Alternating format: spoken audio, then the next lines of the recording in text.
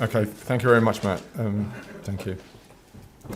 So I'm not going to wave my arms around very much today. I'm in the sense of because I've got lots to get through, and I'm going to kind of do it really quite directly. Okay, so this is going to be a presentation on Southwest marine ecosystems, on reporting annual change at a regional scale, and to use the Paul Naylor version of this social aspect, building communities and relationships as opposed to social capital. But for the grant applications, just write social capital. It gets you more money. The aim of this talk is really to do two things. For those of you who know about Southwest marine ecosystems, or I'm going to call it SWME for short, it seems to have gone into the vocabulary now. I want to update you with really what's happened in the last 2 or 3 years, because a lot has happened. For those of you who know nothing about SWME, hopefully this will be an introduction to you and give you an idea of what we're trying to do and how it works. I think I've got the biggest thank you list of all of the people here, because essentially the people on this slide are the people who've made today and the whole series of webinars that you've probably sat in work. And I must thank obviously PML, because it's an absolutely totally appropriate environment to discuss what we're doing. Kathy has been enormously helpful in providing, sorting out the space out there. John is videoing a number of bits for which we'll put on the YouTube channel. But in a certain sense, the first lesson of today is that SWME is essentially about spreading the load across a very large number of people. It's a coalition of the willing, okay? And that's really the first and most important message to get across, because this is going to come up in a few more times.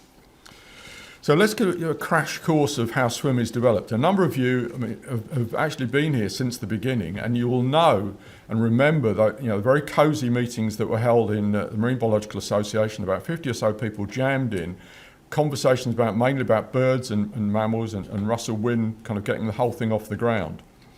And then I attended a few of those, and Russell asked me if I'd like to carry on, and I did the first one at the MBA.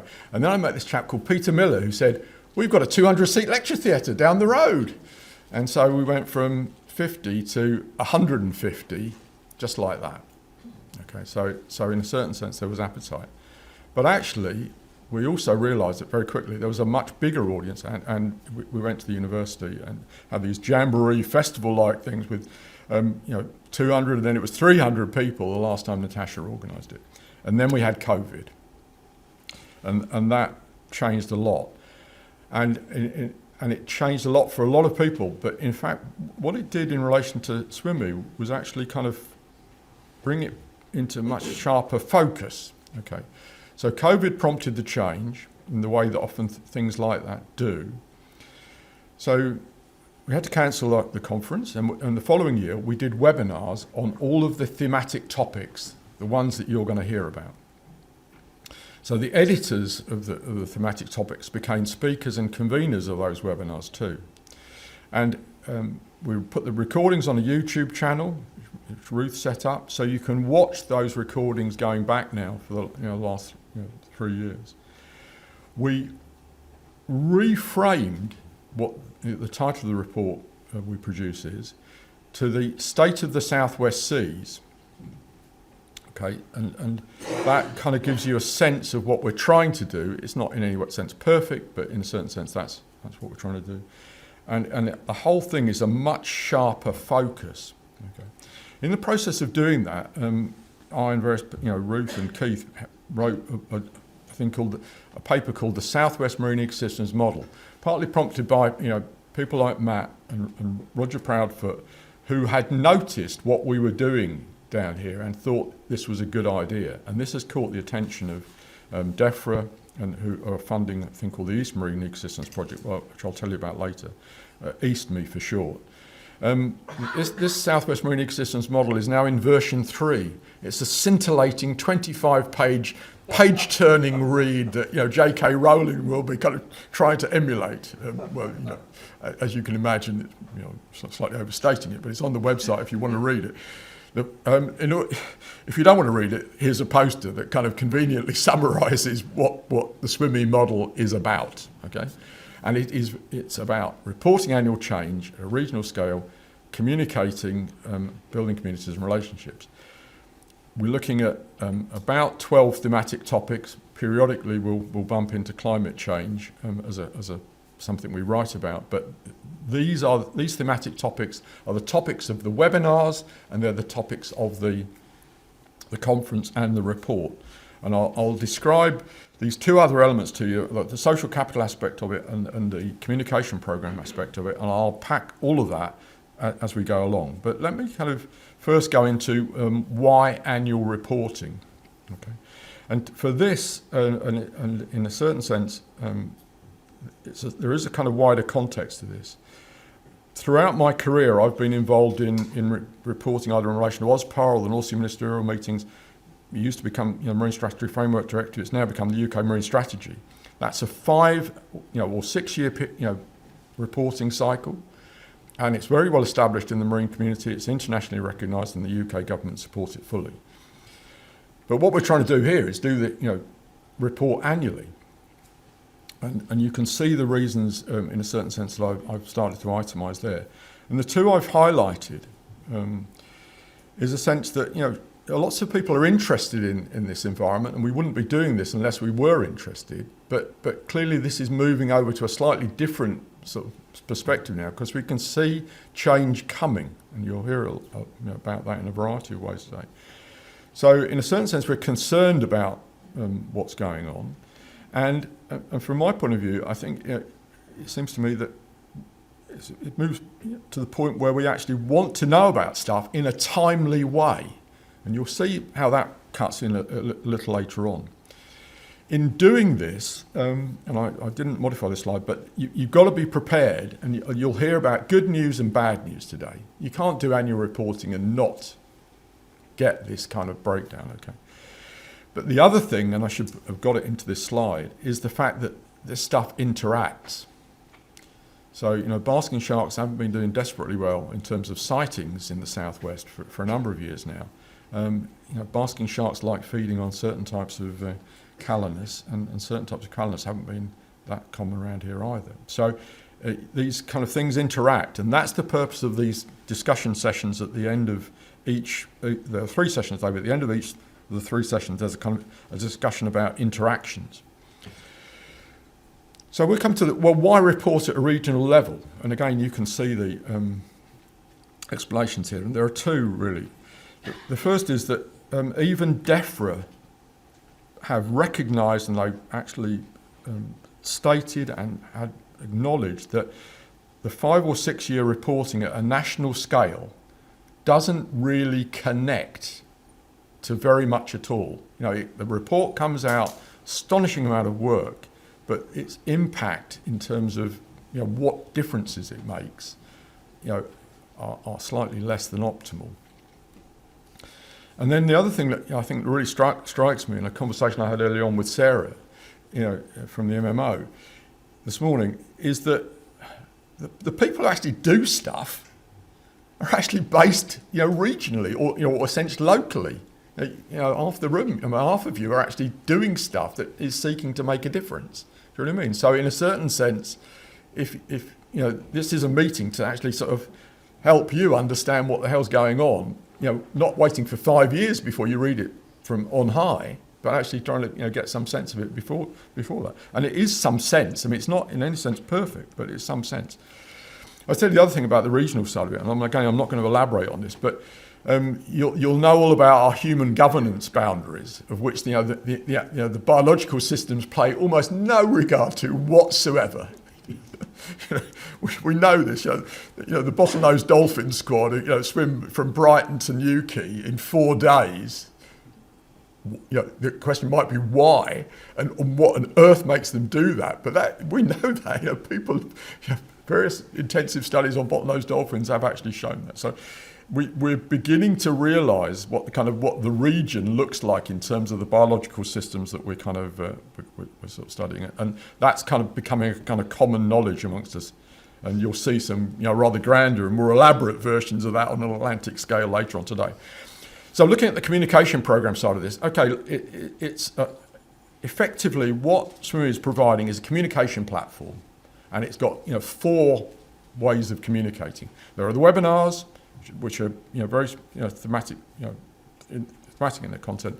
There's the conference, which brings everyone together in one room to hear about it all. Obviously, in a certain sense, that the webinars are kind of silos of people who are working on those topics, and that's the way the world works. But in essence, the conference is kind of an integrating mechanism.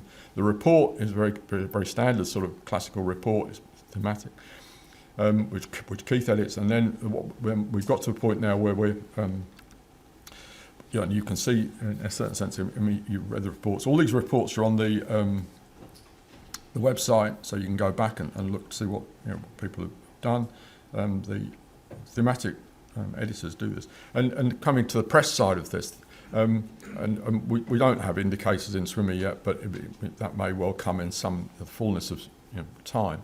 But in a certain sense, the information is being condensed from condensed right down, so that in fact what we're trying to do is come away with some sense that we can communicate more widely in a kind of a way that's sensible.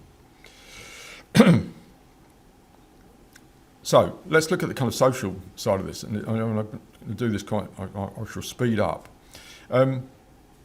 You're the community of interest in this particular thing, okay? The communities of practice very much focus on the thematic topics, and from those communities of practice we're seeking to get topic teams for a whole variety of reasons. Let me just explain where this has come from. Communities of practice are kind of well known in social science terms. My wife's psychology supervisor introduced me to them last year, and effectively they're just like a kind of working group or that sort of stuff. So you'll have bumped into these, but the social scientists have got a name for this, and it's called communities of practice. And all of those who are interested in social science, there are kind of tomes of work on the way communities of practice worked. You can read about the kind of, I kind of did a quick list of 7 or 8 things in the SWME model document. But in essence, they are really quite helpful. That's good, because I actually kind of, how we do what we do needs to be written down somewhere. And for the last 2 years, if you sit and listen to all of the webinars, come to the conference, read the reports, you can see a pattern of what it is that people are doing, okay? As we move to a slightly different and wider perspective in a kind of UK sense, we need to be able to actually communicate what we do to other people. And so I've kind of started trying to document this thing in a report I call Reporting Annual Change. It's not been easy. It's quite a challenge in a variety of ways. But anyway, for those of you who are involved with SWME currently, I will keep on carrying on with this, and we are making some really good progress. And I'd like to thank Dan and Duncan for one part of this, which is a kind of example section of it's about 2 or 3 pages explaining what they do every year. But hopefully each thematic team will actually have a couple of pages on what they do. To SWME, so DEFRA, WWF, Matt, Roger Proudfoot, a whole variety of people thought that what we were doing here was actually worthwhile. And through the MNCA project, it was suggested that we tried to replicate what happened in Southwest Marine Ecosystem in another English region. And the one in green, the East region, was chosen for a variety of reasons. I've been involved with that for the last sort of 6 or 7 months intensively in the East region. We've actually created a regional steering group. It's like compressing 16 years of SWME into 7 months of doing it somewhere else. To say it's been challenging has been sort of, would be a kind of slight understatement of the year. But in any event, we've put in place a regional steering group, 11 communities of practice, and all of the communications infrastructure. Okay, so that exists. Now, frankly, the only success measure of this project is whether actually it continues beyond this year. That's the only one that really matters. But the point is, we've actually done our level best to kind of basically get that up and running. And another region is being proposed, for next year. So, and you might think, well, that's very well, but I have to kind of also explain that has had a huge benefit in terms of the impact on SWME.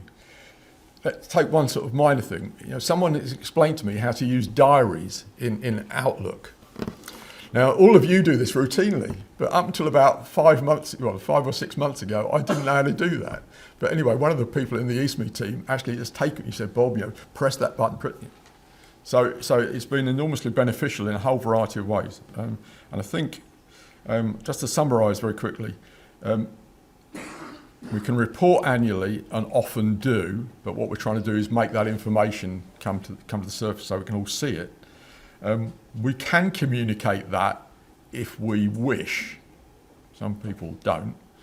And hopefully this will encourage sort of timely action.